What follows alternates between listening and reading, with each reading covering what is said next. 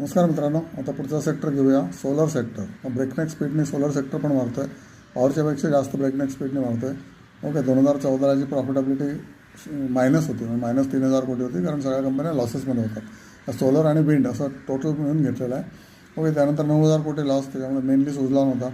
Okay, आणि त्याच्यानंतर 584 कोटी प्रॉफिट झाला 2015ला. नंतर 16,874 कोटी, 17ला maybe again loss of -349. त्याच्यानंतर 1,500 कोटी लॉस, 2,500 कोटी लॉस. ओके, पहिला प्रॉफिट तो सस्टेनेबल होता तो कधी आला? 2021ला आला, which is 259 crore profitability.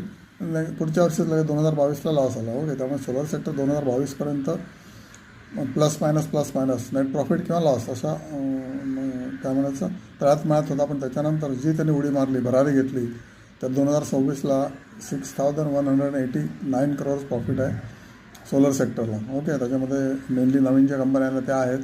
Okay, वारी एनर्जी तुम्हाला माहिती असेल, आणि प्रीमियर एनर्जी, या दोन कंपन्यांचे मोठे प्रॉफिट्स आहेत. त्याच्या व्यतिरिक्त पण बऱ्याच सोलर कंपन्या छोट्या छोट्या ACME सोलर आहे, नंतर विक्रम सोलर आहे, त्यानंतर Suzlon which is making profit, but it is only paper profit.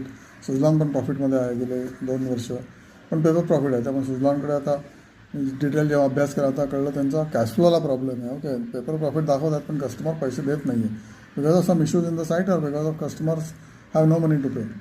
तर कसे मॅनेज करतात ते बघायला लागेल. तेव्हा सुजलॉनचं शेअर 55वरनं मी आधी 85पासून 55ला आला, 55पासून आता 47ला आला. Maybe it will come to 40 also, who knows.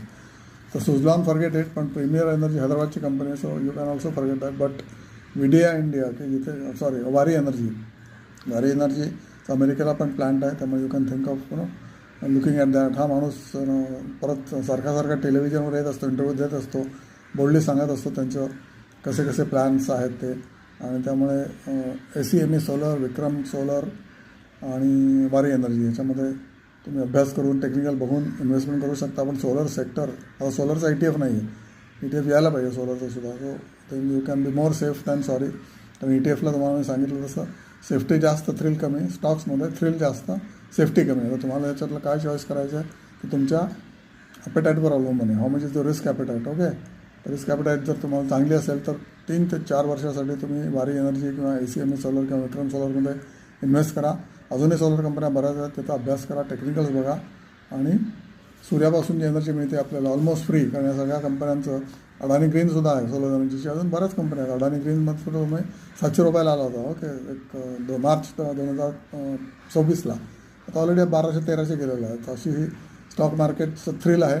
पण ETF आल्यानंतर ETF घेऊ शकता. तर solar has a promise, solar sector in India, कारण सबसिडी मिळत आहे गव्हर्नमेंटकडून. ओके.